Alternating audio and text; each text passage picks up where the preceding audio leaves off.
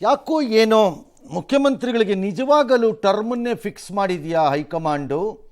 ಆ ಸಮಯದ ಹತ್ತಿರಕ್ಕೆ ಬರ್ತಾ ಇದ್ದಾರಾ, ಅಥವಾ ಮುಖ್ಯಮಂತ್ರಿಗಳೇ ನನಗೆ ಸಾಕು ಅನ್ನೋ ಥರ ತೀರ್ಮಾನಕ್ಕೆ ಬರ್ತಾ ಇದ್ದಾರಾ, ಅಥವಾ ಹೈಕಮಾಂಡ್ ಬಳಿ ಮುಖ್ಯಮಂತ್ರಿಗಳ ಶಕ್ತಿ ಕುಸಿದು ಹೋಗಿದೆಯಾ? ಈ ಪ್ರಶ್ನೆಗಳು ನನ್ನನ್ನು ಬಹಳ ದಿನದಿಂದ ಕಾಡ್ತಿದ್ವು. ಇತ್ತೀಚೆಗೆ ಯಾಕೋ ಎಲ್ಲವೂ ದೃಢವಾಗ್ತಾ ಹೋಗ್ತಿದೆ. ಸಿ ಎಂ ಏನು ಮಾಡಿದ್ರೂ DK ಈಸ್ ವೆರಿ ಈಸಿಲಿ ಅದನ್ನು ಸ್ಟ್ರೈಕ್ ಡೌನ್ ಮಾಡಿಸ್ತಿದ್ದಾರೆ. ಓಕೆ, ಭಾಳ ಈಸಿಯಾಗಿ ಮಾಡಿಸ್ತಾ ಇದ್ದಾರೆ ಅದನ್ನು. ಹೈಕಮಾಂಡ್ಗೆ ಹೇಳಿಸಿ, ಯಾರ ಕಡೆಯಿಂದ ಹೇಳಿಸೋ ಮಾಡೋ ಎಂದು. ಇನ್ನೊಂದು ಸ್ಟ್ರೈಕ್ ಇನ್ನೊಂದು ಹೊಡ್ತಾ ಇದೀಗ. ಜಾತಿ ಜನಗಣತಿಯನ್ನು ಯಾವ ರೂಪ ಸ್ವರೂಪದಲ್ಲಿದೆಯೋ ಅದೇ ರೂಪದಲ್ಲಿ ಒಪ್ಕೋಬೇಕು, ಜಾರಿಗೆ ತರಬೇಕು ಅನ್ನೋದು ಮುಖ್ಯಮಂತ್ರಿಗಳ ಹಠದ ಮಧ್ಯೆ ಈಗ ಹೈಕಮಾಂಡ್ ಆದೇಶ ಕೊಟ್ಟಿದೆ, ಮರು ಸಮೀಕ್ಷೆ ಮಾಡಿ ಅಂತ. ಇದನ್ನೇ ಅವಾಗ ಎಲ್ಲರೂ ಬಡ್ಕೊಂಡಿದ್ದಿದ್ದು. ಹೋರಾಟಗಳು ನಡೆದಿದ್ದು ಅದಕ್ಕೆ. ಅಪ್ಪರ್ ಕ್ಯಾಸ್ಟ್ ಅವರು ಹೌದೇ, ಉಳಿದವರು ಹೌದೇ, ಬಾಡ್ದವರು ಹೌದೇ. ಚೀಫ್ ಮಿನಿಸ್ಟರ್ ಒಪ್ಪಲೇ ಇಲ್ಲ. ಹಿ ಥಾಟ್ ಇಟ್ಸ್ ಅನ್ ಅಫ್ರಂಟ್, ನನಗದು ಅವಮಾನ ಅನ್ನೋ ಥರ. ಕರೆಕ್ಟ್ ಆಗಿದೆ, ಎಲ್ಲ ಸರಿ ಇದೆ ಅಂತ. ಅವರ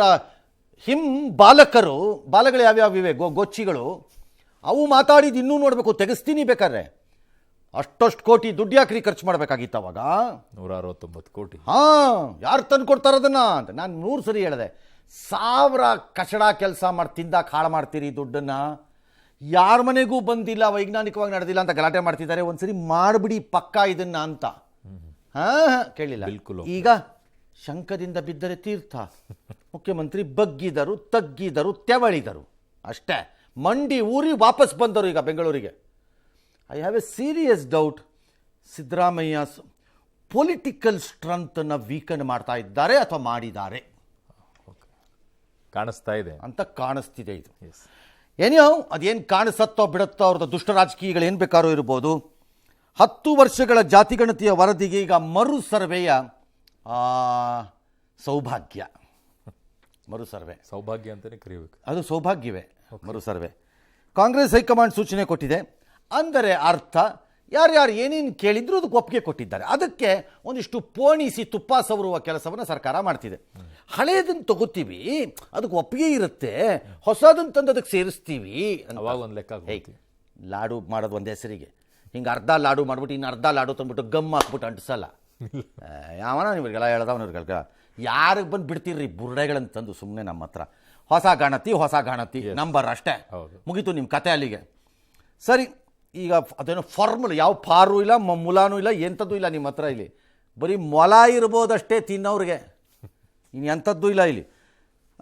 ಗ್ರಾಮ ಪಂಚಾಯಿತಿ ಮಟ್ಟದಲ್ಲಿ ಮಾಡ್ತಾರಂತೆ, ಯಾವುದೋ ಒಂದು ಮಟ್ಟ ಮಾಡ್ಕೊಳ್ಳಿ ಅತ್ಲ ಕಡೆಗೆ 90 ದಿನದಲ್ಲಿ ಮಾಡ್ತಾರಂತೆ.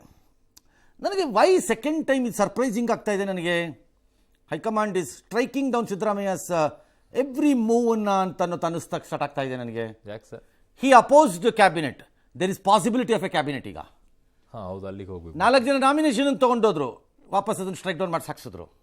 ಹೌದು, ಸರ್ವೆ ಬಂತು, ಈಗ ಸ್ಟ್ರೈಕ್ ಡೌನ್ ಆಯಿತು. ಈ ಸರ್ವೆ ಅನೌನ್ಸ್ಮೆಂಟ್ DK ಮಾಡ್ತಾರೆ, not the chief minister. Yes ಹೌದು, DK ಶಿವಕುಮಾರ್ ಅವರು ಹೇಳೋದು. ಹೇಗೆ ಎಲ್ಲೋ ಟ್ರಿಗರ್ ಆಗ್ತಾ ಇದೆ. Something is wrong with the CM camp, ಅಷ್ಟು ಮಾತ್ರ ನಿಜ. ಇಲ್ಲ ಅಂದರೆ ಇಲ್ಲ, ನಿಮ್ಮ ಇಷ್ಟ. ಇನ್ನೊಂದು 6 ತಿಂಗಳಾದ್ಮೇಲೆ ಹೌದೌದು ಅನ್ಕೊಂಡು ಬರ್ತೀರಿ ವಾಪಸ್. ಈಗ ಇದರಲ್ಲಿ ಒರೆಸ್ಕೊಂಡು ಬಂದಿರೋ ಹಂಗೆ ಕ್ಯಾಕರ್ಸ್ ಉಗಿದ್ರು ಜನ ಕೇಳಲಿಲ್ಲ, ಟವಲ್ ಇಟ್ಕೊಂಡು ಒರೆಸ್ತಿದ್ರಿ. ಈಗ ಮತ್ತೆ ಜಾತಿ ಜನಗತಿ ಮಾಡ್ತಾರಂತೆ. ಮಾಡ್ರಿ, ಯಾವನ್ ಬೇಡ ಅಂದವನು. ಜೂನ್ 12 ಸಂಪುಟ ಸಭೆಯಲ್ಲಿ ಅಂಗೀಕಾರ ಮಾಡ್ತಾರಂತೆ. ಕಾಸಂತೂ ಕೊಡ್ಬೇಕಲ್ಲ, ಪುಕ್ಕಟೆ ಮಾಡೋಕ್ಕಾಗಲ್ವಲ್ಲ. ಈ ಮಧ್ಯದಲ್ಲಿ ನಾಗಮೋಹನ್ ದಾಸ್ ಕಮಿಟಿ ಬೇರೆ ಯಾಕಪ್ಪ ಬೇಕಿತ್ತು? ಅವತ್ತೇ ಮಾಡಿ ಬಿಸಾಕಿದ್ರೆ ಮುಗಿದೋಗ್ತಿತ್ತ. ಇದು ಎಲ್ಲೋ ಒಂದೇ ಸಲ ಆಗೋಗಿ ಮುಗಿದೋಗ್ತಿತ್ತ ಕೆಲಸ. ಹೇಳ್ತೀನಲ್ಲ, ಒದಿಸ್ಕೊಳ್ಳೋವರೆಗೂ ಬುದ್ಧಿ ಬರಲ್ರಿ. ಹೇಳ್ತೀನಿ, ಹಳೆ ಜಾತಿ ಗಣತಿಗೆ ಹೋಗಿ ಹೊಸದು ಸೇರಿಸ್ತಾರಂತೆ.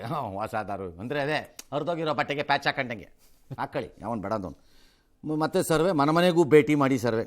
ಮನೇನೋ, ಕಾಲೇಜೋ, ಆಫೀಸೋ, ಅಂಗಡಿನೋ, ಗುಡಾರನೋ, ನನಗೇನು ಗೊತ್ತು, ಸೇರಿಸ್ಕೊಳ್ಳಿ ಎಲ್ಲ ಒಂದು. ಆ ಸಮೀಕ್ಷೆಗೆ 160 ಕೋಟಿ ಖರ್ಚಾಗಿತ್ತು. ಈಗ ಯಾವನು ಗೊತ್ತು ಎಷ್ಟೋ ಖರ್ಚಾಗತ್ತೆ. ಈಗ ಯಾರಿಗೂ ಸಿದ್ದರಾಮಯ್ಯ ಬೆಂಬಲಿಗರಿಗೆ ಅನ್ನಿಸ್ತಿಲ್ವಾ ಇದೊಂದು ವೆಚ್ಚ? ಅದೇನು ರೀ ದುಡ್ಡು ವೇಸ್ಟ್ ಅಲ್ವೇನ್ರಿ? ಇಲ್ಲ, ಅದು ಸೇರಿಸ್ಕೊತಾ ಇದ್ದೀವಲ್ಲ. ಹೆಂಗೆ ಡಿಫೆನ್ಸ್ ಇಟ್ಕೋತಾರೆ ನೋಡ್ರಿ.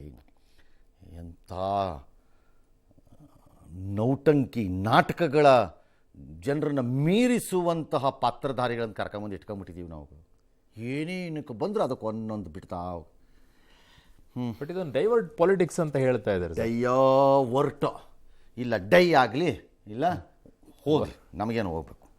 ಮಾತಾಡಿದ್ದಾರೆ ಸರ್. ಮಾತಾಡಲಿ. ಗಣತಿ ಬಗ್ಗೆ ಚರ್ಚೆ ಆಯಿತು. ಕೆಲವರು ಮಠಾಧೀಶರುಗಳು ಮತ್ತೆ ಕೆಲವು ಮಂತ್ರಿಗಳು ಕೂಡ ಅಪಸ್ವರ ಎತ್ತಿರ್ತಕ್ಕಂಥದ್ದನ್ನ ಪ್ರಸ್ತಾಪ ಆಯಿತು. ಸರ್ವೆ ಅದು ಹಳೆಯದಾಗಿರೋದ್ರಿಂದ 10 ವರ್ಷ ಆಗ್ಬಿಟ್ಟದೆ, ಅದಕ್ಕೋಸ್ಕರ ಎನ್ಯುಮರೇಷನ್ ಆಗಬೇಕು ಮತ್ತೆ ಹೊಸದಾಗಿ ಅಂತಕ್ಕಂಥದ್ದು ಅವರ ಅಭಿಪ್ರಾಯ. ಅದಕ್ಕೆ ನಾವು ಕೂಡ ಒಪ್ಕೊಂಡಿದ್ದೀವಿ.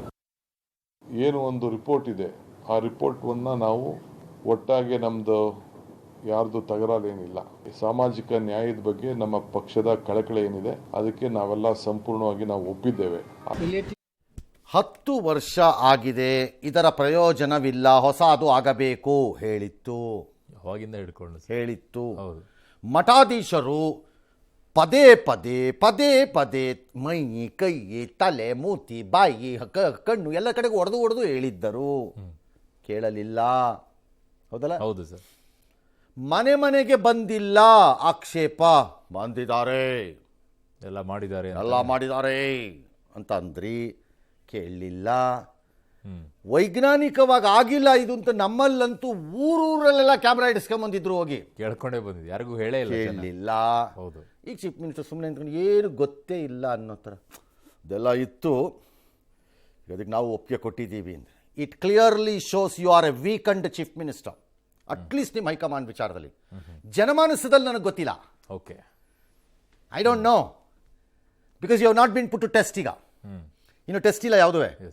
ಹಂಗೆ ನನಗೆ ಜನಮಾನಸದಲ್ಲಿ ಮತದಾರರ ಮಧ್ಯೆ ಪ್ರಜಾಪ್ರಭುತ್ವ ರೀತಿ ನನಗೆ ಗೊತ್ತಿಲ್ಲ.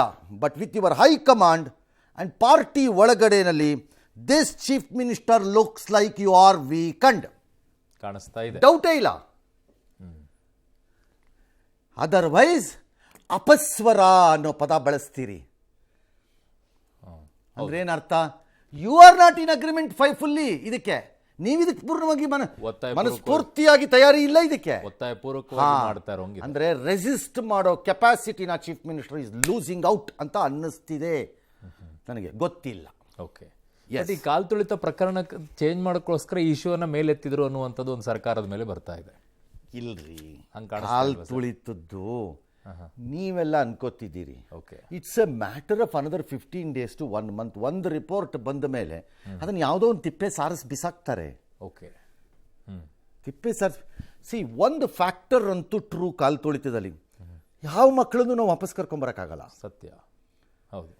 ಎರಡನೇ ಫ್ಯಾಕ್ಟರು, ಯಾವ ರಾಜಕಾರಣಿನೂ ಇದಕ್ಕೋಸ್ಕರ ತಲೆದಂಡ ಕೊಡಲ್ಲ. ನಿನ್ನೆ ನಾನು ಹೇಳಿದೆ ಬುಲಾವ್ CMಗೆ. ಏನು ಬುಲಾವ್? ಪಲಾವ್ ಅಷ್ಟೇ ತಿನ್ಕೊಂಬರೋದಲ್ಲ ಹೋಗಿ ಹಿಂದೆ. ಯಾವ ಬುಲಾವು ಇಲ್ಲ, ಪಲಾವು ಇಲ್ಲ, ಇದಿಲ್ಲ. ಏನು ಬುಲಾವು? ಏನು you are telling me chief minister ರಾಜೀನಾಮೆ ಕೊಡು ಅಂತ ಹೇಳ್ತಾರೆ ಡೆಲ್ಲಿ ಕರ್ಸಿನ್ಕೊಂಡಿದ್ರ ಯಾರು? ಆರ್ DCMಗೆ? No no. ಕಾಂಗ್ರೆಸ್ ಹೈಕಮಾಂಡ್ ಸಂಪೂರ್ಣವಾಗಿ ಬಹಿರಂಗವಾಗಿ ಮುಖ್ಯಮಂತ್ರಿಯಾದ ಸಿದ್ದರಾಮಯ್ಯನವ್ರನ್ನಾಗಲಿ ಅಥವಾ DK ಶಿವಕುಮಾರ್ನಾಗಲಿ ಎದರು ಹಾಕಿಕೊಳ್ಳುವ ಪರಿಸ್ಥಿತಿಯಲ್ಲಿ ಇಲ್ಲ. ಸಿದ್ದರಾಮಯ್ಯನವ್ರನ್ನ ಎದುರಾಕೋ ಪರಿಸ್ಥಿತಿಯಲ್ಲಿ ಯಾಕಿಲ್ಲ ಅಂದರೆ ಅದಕ್ಕೆ ರಾಜಕೀಯ ಮತ್ತು ಸಾಮಾಜಿಕ ಕಾರಣಗಳಿವೆ. ಶಿವಕುಮಾರ್ನ ಯಾಕೆ ಎದುರಾಕೊಳ್ಳೋಕ್ಕೆ ರೆಡಿ ಇಲ್ಲ ಅಂತಂದರೆ ಅವರ ಸಂಘಟನೆ ಮತ್ತು ಹಣಕಾಸಿನ ಶಕ್ತಿ ಮತ್ತು ಇದಿದೆ ಅಲ್ಲಿ. ಹಾಗಾಗಿ this high command is not in a position. Another argument ಬರುತ್ತೆ ಸರ್ ಈ ವಿಚಾರದಲ್ಲಿ. ಈ ಕಾಲ್ ತುಳಿದಿದ್ದಲ್ಲ, ಕೇಂದ್ರ ಸರ್ಕಾರನೇ ಜಾತಿ ಗಣತಿ ಮಾಡ್ತಾ ಇದೆ. ಅಲ್ಲಿಗೆ ಬರ್ತೀನಿ ಈಗ. ಓಕೆ.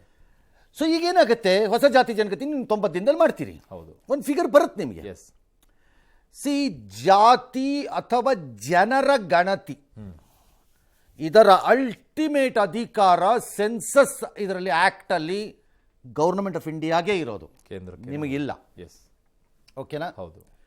ಅವ್ರು ಯಾವಾಗಲೂ ಮುಂದಿನ ವರ್ಷ ಪ್ರಾರಂಭ ಮಾಡ್ತಾರೆ, 26ಕ್ಕೆ ಮಾಡ್ತಾರೆ, ಎಲ್ಲ ಮಾಡ್ತಾರೆ, ಮಾಡಿ ಮುಗಿಸ್ತಾರೆ. ಅದನ್ನ ಮುಗಿಸಿ ಫಿಗರ್ ಕೊಡ್ತಾರೆ. 27. ಈಗ ಯಾಕೆ ಮಾಡಬೇಡಿ ಅಂತ ಹೇಳ್ತೀನಿ ಅಂತ ನಾನು ಇದನ್ನ. ಸುಮ್ಮನೆ ಇನ್ನೊಂದ್ಸರಿ 100 ಕೋಟಿ ಖರ್ಚು ಮಾಡ್ತೀರಿ ಈಗ. ಬುರುಡೆ, ಬರೀ ಬುರುಡೆ ಖರ್ಚಿದು 100 ಕೋಟಿ ಮಾಡಬೇಡಿ. ಯಾಕೆ ಅಂತ ಹೇಳ್ತೀನಿ. ನೀವು ಮಾಡಿ ಫಿಗರ್ಸ್ ತಗೊಂಡು ಬರ್ತೀರಿ, ಪಬ್ಲಿಷು ಮಾಡಿಬಿಡ್ತೀರಿ ಅಂತ ಇಟ್ಕೊಳ್ಳೋಣ. ಲಿಂಗಾಯತರು 93 ಜನ, ಒಕ್ಕಲಿಗರು 74 ಜನ, ಬ್ರಾಹ್ಮಣರು 8 ಜನ ಅಂತ ಏನು ಕೊಡ್ತೀರಿ ಅಂತ ಇಟ್ಕೊಳ್ಳೋಣ. ಅಂತೂ ಬರುತ್ತೆ. 26ರಲ್ಲಿ ಅವ್ರದ್ದು ಬರುತ್ತೆ. ಲಿಂಗಾಯತರು 96ರ ಬದಲು 99 ಹೋಯ್ತು ಅಂತ ಇಟ್ಕೊಳ್ಳಿ, ಅವಾಗ ಅಥವಾ 96ರ ಬದಲು 92ಕ್ಕೆ ಬಂತು ಅಂತ ಇಟ್ಕೊಳ್ಳಿ. ಏನು ಮಾಡ್ತೀರಿ? ಯಾವುದನ್ನ ಕನ್ಸಿಡರ್ ಮಾಡಬೇಕು ಅಂತ. ಹಿಂಗಾದರೂ ಕೋಪ ಮಾಡ್ಕೋತಾರೆ, ಎಸ್ ಹಿಂಗಾದರೂ ಕೋಪ ಆಗತ್ತೆ. ಎಸ್ ಹಾಗಾಗಿ ಈಗಲೂ ರಾಜ್ಯ ಸರ್ಕಾರ ಆಲ್ರೈಟ್ ಇಷ್ಟು ದಿನವೇ ಆಗೋಗಿದೆ, 10 ವರ್ಷದ್ದು, ಅದಾದಮೇಲೆ 10 ಏನೂ ಆಗಿಲ್ಲ, ಅದಾದಮೇಲೆ 5 ವರ್ಷ ಕಾಲ ಕಳೆದಿದ್ದೀವಿ ಎಲ್ಲಾಗಿದೆ.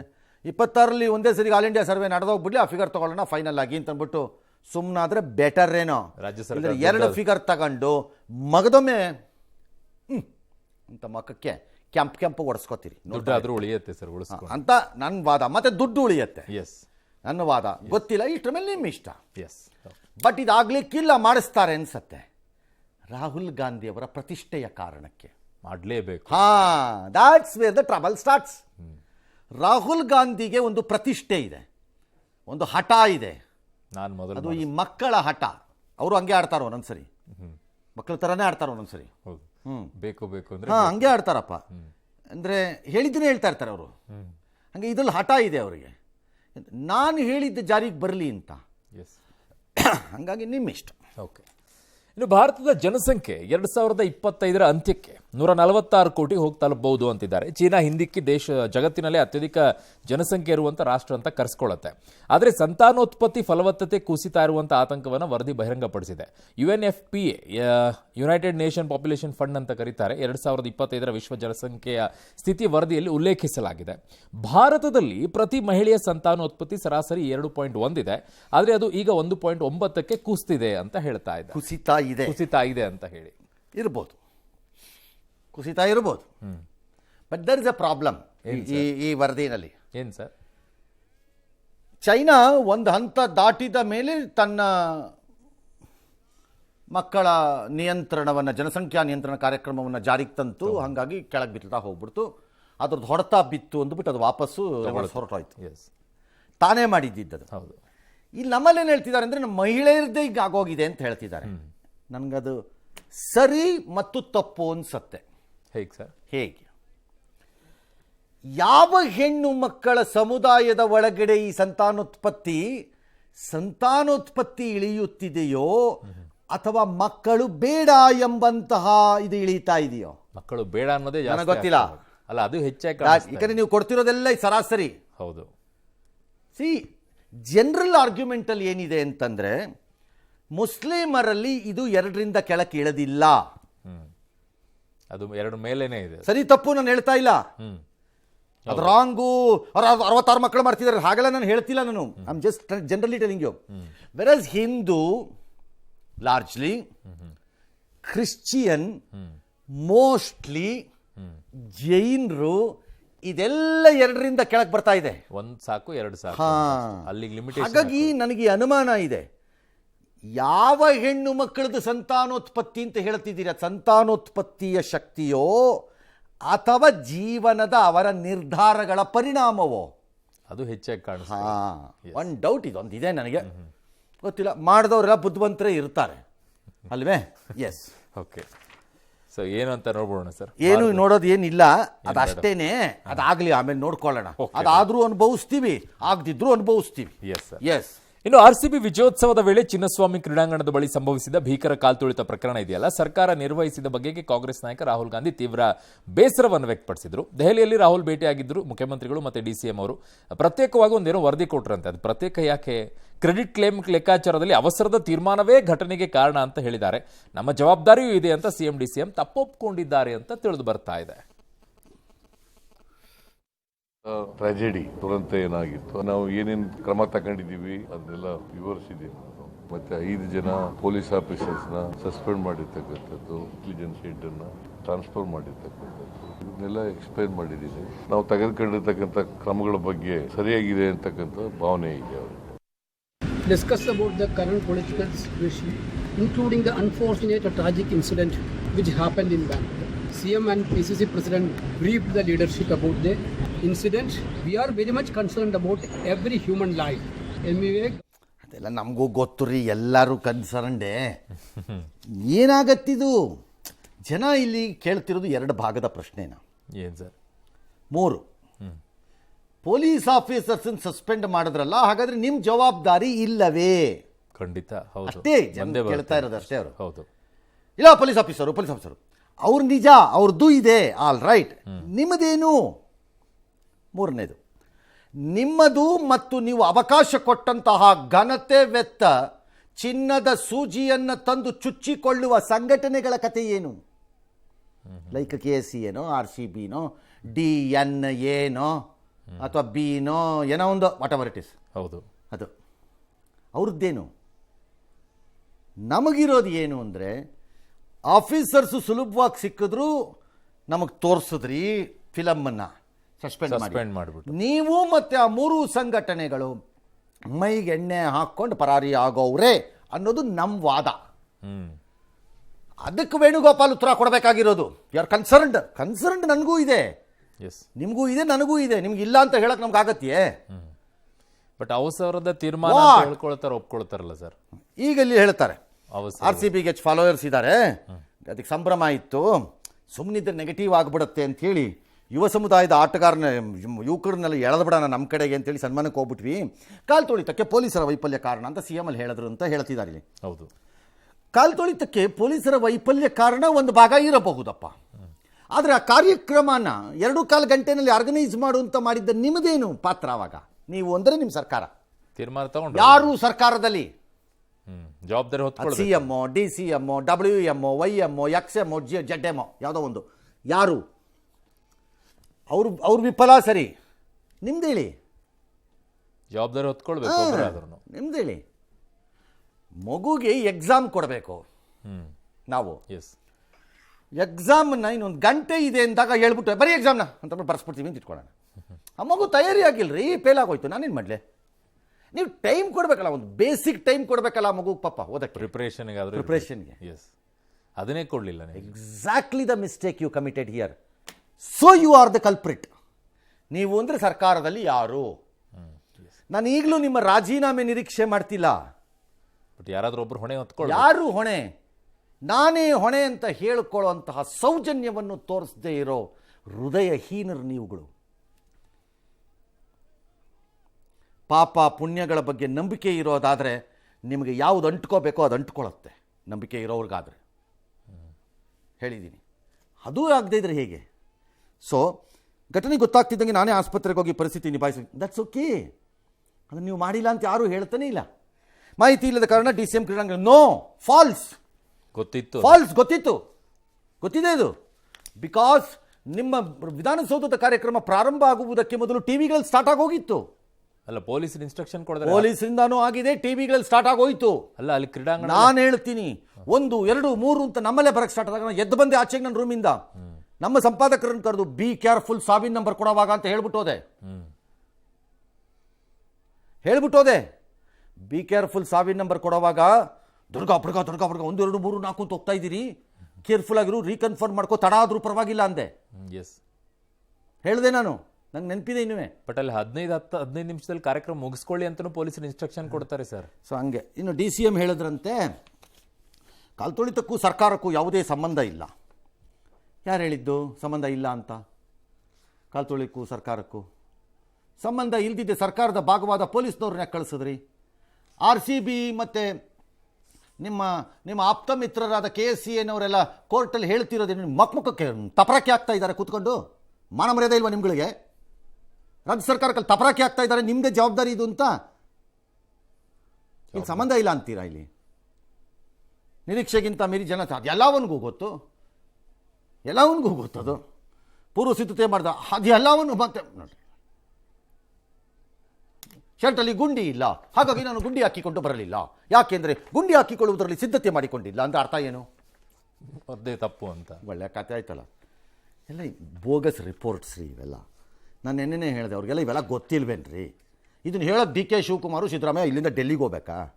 ಎಲ್ಲ ಮೇಜ್ ಗೊತ್ತಿರೋ ಸುಮ್ಮನೆ ಯಾರು ಹೇಳಿ ಸ್ಟೇಡಿಯಂ ಸಂಭ್ರಮಾಚರಣೆ ಮೇಲೆ ನನಗೆ ಸಾವು ಗೊತ್ತಿರಲಿಲ್ಲ. No, I will not agree. ನಿಮಗೆ ಗೊತ್ತಿರಲಿಲ್ಲ ಅಂದರೆ it's a failure of your administration. ಹೀಗಾಗಿ ನಾನು ಸಮಾರಂಭದಲ್ಲಿ no, you are part of the ಇನ್ಸಿಡೆಂಟಲ್ಲಿ ಈಗ ನನ್ನ ಪ್ರಕಾರ. ಎಸ್. ಇನ್ನು ವಿಧಾನಸೌಧ ಗ್ರ್ಯಾಂಡ್ ಸ್ಟೆಪ್ಸ್ ಮೇಲೆ ಆರ್ಸಿಬಿ ಆಟಗಾರ ಸನ್ಮಾನ ಕಾರ್ಯಕ್ರಮಕ್ಕೆ ರಾಜ್ಯಪಾಲರಿಗೆ ಆಹ್ವಾನಿಸಿದ್ಯಾರು ಅನ್ನುವಂಥ ಪ್ರಶ್ನೆ ಸಿಕ್ಕಾಪಟ್ಟೆ ಇತ್ತು. ಮೊದಲು ನಮಗೆ ಗೊತ್ತಿಲ್ಲ, ಅವರನ್ನೇ ಕೇಳ್ಕೊಳ್ಳಿ ಅಂತ ಸಿಎಂ DCM ಹೇಳಿದ್ರು. ಆಮೇಲೆ ಈಗ ಗವರ್ನರ್ ಆಫೀಸಿಂದ ಬರ್ತಾ ಇದೆ, ಇಲ್ಲ ನಮಗೆ ಫೋನ್ ಮಾಡಿದ್ರು, ನಾವು ರಾಜಭವನದಲ್ಲೇ ಕಾರ್ಯಕ್ರಮ ಮಾಡಬೇಕು ಅಂತ ಇದ್ವಿ, ಇಲ್ಲ ವಿಧಾನಸೌಧ ಮುಂದೆ ಮಾಡೋಣ ಅಂತಂದ್ರು. ಹಾಗಾಗಿ ಅವರು ಆಹ್ವಾನ ಕೊಟ್ಟರು, ನಾವು ಅಲ್ಲಿಗೆ ಹೋಗಿದ್ವಿ ಅಂತ ಹೇಳಿದ್ದಾರೆ. ಅದ್ರ ಜೊತೆಗೆ ಈ ರವಿ ಗಾಣಿಗ ಅವರು ಶಾಸಕ ಮತ್ತು KSCA RCB ಅವರು ಸಿಎಂ ಬಳಿ ಬಂದು 18 ವರ್ಷ ಬಳಿಕ ಗೆದ್ದುಬಿಟ್ಟಿದೀವಿ, ಹಾಗಾಗಿ ಇಲ್ಲೇ ಸನ್ಮಾನ ಮಾಡೋಣ ಅಂತ ಅವ್ರು ಕೇಳ್ಕೊಂಡ್ರು. ಹಾಗಾಗಿ ಅಲ್ಲಿ ಎಲ್ಲವೂ ಕೂಡ ಕಾರ್ಯಕ್ರಮ ಮಾಡಿದ್ವಿ ಅಂತ. ಸರ್ಕಾರಕ್ಕೂ ಸಂಬಂಧ ಇಲ್ಲ, ಬಂದು ಕೇಳಿದರು, ಸಂಬಂಧ ಇದೆ. ಗವರ್ನರ್ ಬಾ ಅಂತ ಕರೀತಾರಂತೆ ಸಿಎಂ ಆಫೀಸ್ನವರು. ಯಾವನ್ರಿ ಆರ್ಗನೈಸ್ ಮಾಡಿದವನು? DK ಶಿವಕುಮಾರ್ ಸಾಹೇಬ್ರೆ, ಇದಕ್ಕೂ ನಮಗೂ ಯಾವ ಸಂಬಂಧವೂ ಇಲ್ಲ, ಕಾಲ್ ತುಳಿತಕ್ಕೆ. ಸೊ ಈಗ ಸರ್ಕಾರ ಏನು ಮಾಡ್ತಾ ಇದೆ ಅಂದರೆ 2 ಭಾಗ ಮಾಡ್ತಾ ಇದೆ ಇಡೀ ಪ್ರಕರಣವನ್ನು. ಅಂದ್ರೆ ನಮಗೋದಕ್ಕೆ ಸಂಬಂಧ ಇಲ್ಲ. ಒಂದು ಭಾಗ ವಿಧಾನಸೌಧದ ಭಾಗ, ಎಸ್, ಇನ್ನೊಂದು ಭಾಗ ಕ್ರೀಡಾಂಗಣದ ಬಳಿ ಆಗಿರೋ ಭಾಗ. ಅದಕ್ಕೆ ಆ ಭಾಗಕ್ಕೂ ನಮಗೂ ಸಂಬಂಧವಿಲ್ಲ. ಅಂದ್ರೆ ವಿಧಾನಸೌಧದಲ್ಲಿ ಮಾತ್ರ ಇವ್ರ ಸರ್ಕಾರನ ಸರ್? ಹಾ, that is the point they are trying to do. ಇವ್ರ ಸರ್ಕಾರ ವಿಧಾನಸೌಧದಿಂದ ಈ ಕಡೆಗೆ ಎಳ್ಕೊಂಡ್ಬಿಟ್ರೆ ನಮ್ಮನ್ನ, ಆ ಕಡೆಗೆ ಯಾವನೋ ಒಬ್ಬನ ಮೇಲೆ ತಾಕ್ಬಿಟ್ಟು ಮಜಾ ನೋಡ್ಕೊಂಡು ಹೋಗ್ಬಿಡ್ಬೋದಲ್ಲ ಈಗ ಸುಲಭವಾಗಿ. ಅದಕ್ಕೆ ಇದು ಮಾಡ್ತಾ ಇರೋದು ಇವರು. They are cleverly dividing it. ನೀವೇನು ಬೇಕಾದ್ರೂ ಮಾಡ್ಕೋಬೋದು ಸರ್ಕಾರದವ್ರು, ಯಾರನ್ನು ಬೇಕಾದ್ರೂ ಯಾಮಾರಿಸ್ಬೋದು, ಇನ್ಕ್ಲೂಡಿಂಗ್ ನಮ್ಮವ್ರನ್ನ. ಎಷ್ಟು ದಿನ ಅಂತ ನಮಗೂ ಇದನ್ನೇ ಹಿಡ್ಕೊಂಡು ಜಗ್ಗಕ್ಕಾಗತ್ತೆ? ನಮಗೂ ಗೊತ್ತಿದೆ, ಒಂದು ದಿನ ನಾವು ಕೈ ಬಿಡ್ತೀವಿ ಇದನ್ನು ಅಂತೆಲ್ಲ. ಸಾವು ಆಗೋಗಿದೆ, ಆ ಮನೆಯಲ್ಲಿ ಸೂತ್ಕ ಇದ್ದೇ ಇರುತ್ತೆ ಎಂದೆಂದಿಗೂ. ಬಟ್ ಈ ಮುಖ್ಯಮಂತ್ರಿಗಳು ಆದರೆ ಒಂದು ನೆನಪಿಟ್ಕೊಳ್ಳಿ, ಚರಿತ್ರೆ ವಿಚಾರದಲ್ಲಿ ಯಾವತ್ತು ಬಂದಾಗಲೂ ನೀವಿಬ್ಬರಿದ್ದಾಗ ಈ ಹೆಣಗಳ ಬಿದ್ವು ಅನ್ನೋದನ್ನು ಮಾತ್ರ ಅಳಿಸಾಕಕ್ಕಾಗಲ್ಲ. ಅದು ಹಂಗೆ ಫಿಕ್ಸ್ ಇರೋದು, ನೆನಪಿಟ್ಕೊಳ್ಳಿ ಅದನ್ನು. ಬಟ್ ಇವರು ಸಮಯ ಕಾಯ್ದಿರಿಸೋಕೆ ಇರುತ್ತೆ ಅಲ್ಲ ಸರ್, ಇವ್ರ ಪ್ರೋಗ್ರಾಮ್ TPಯಲ್ಲಿ ಅದೆಲ್ಲವೂ ಕೂಡ ಅದರಲ್ಲಿ ಮೆನ್ಷನ್ ಆಗಿದ್ರೆ ಅದು ಬರಬೇಕು. ಕಮಿಷನರ್ ಏನಾದರೂ ಅಪ್ಪಿತಪ್ಪಿ ವೈರ್ಲೆಸ್ಸಲ್ಲಿ ಹೇಳಿದ್ರೆ, ಮೊಬೈಲಲ್ಲಿ ಹೇಳಿದ್ರೆ, ತನ್ನ ಸೀನಿಯರ್ ಅಪ್ಸ್ಗೆ ಡೆತ್ ಆಗ್ತಾ ಇದೆ ಅಂತ ಇಲ್ಲಿ ಕಾರ್ಯಕ್ರಮ ನಡೆಯೋವಾಗಲೇ ಆ ರೆಕಾರ್ಡ್ಸ್ ಎಲ್ಲ ಡಿಜಿಟಲಿ ಬರಬೇಕು. ಎಲ್ಲವೂ ಗೊತ್ತಾಗುತ್ತೆ. ಎಲ್ಲಿ ಬರಬೇಕದು? ಗೌರ್ಮೆಂಟ್ ಹತ್ರನೇ. ಯಾವ ತನಿಖೆಯಲ್ಲಿ ಬರಬೇಕು? ಈಗ CID ತನಿಖೆಯಲ್ಲೇ ಆ ತನಿಖೆ ಯಾರು ಮಾಡ್ತಿರೋದು? ಸರ್ಕಾರದ ಅಡಿಯಲ್ಲೇ ಆಗುತ್ತೆ. ಇನ್ನೆಲ್ಲ HL ಬರುತ್ತೆ ಸರ್, ಎಲ್ಲಿಂದ ಬರಬೇಕು? ಬಟ್ ಇವ್ರು ಟೈಮ್ ನಿಗದಿ ಆಗಿರೋದು ಮಾತ್ರ ಗೊತ್ತಾಗುತ್ತಿಲ್ಲ ಸರ್. ಸ್ಟೇಡಿಯಂ ಅದು ಇದು ಎಲ್ಲ ಫಿಕ್ಸ್ ಆಗಿರೋದು ಯಾವುದು ಗೊತ್ತಾಗಲ್ಲ, ಯಾವ್ದು ಗೊತ್ತಾದ್ರೂ ಹೊರಕ್ಕೂ ಬರಲ್ಲ. ಅವತ್ತೇನು ಹೇಳಿದ್ದೆ, ನಾನು ಐ ಸ್ಟ್ಯಾಂಡ್ ಬೈ ದಟ್ ಅಷ್ಟೇ. ಮೂರ್ಖರು ನೀವು, ಜನರು ಬಂದವರು, ನಿಮ್ಮಿಂದಲೇ ಇದೆಲ್ಲ ಆಗಿದ್ದು, ನಮಗೂ ಇದಕ್ಕೂ ಸಂಬಂಧವಿಲ್ಲ. ಕರ್ನಾಟಕ ರಾಜ್ಯ ಸರ್ಕಾರ ಸಹಿ, KSCA, DNA ಆ್ಯಂಡ್ RCB ಮುಗೀತು. ಹೋಗಿ ಮಂಡ್ತೀನಿ ಅಂತ ಅವತ್ತು ಹೇಳಿದ್ದೀನಿ, ಅದನ್ನೇ ಇನ್ನೊಂದ್ಸರಿ ಹೇಳ್ತೀನಿ.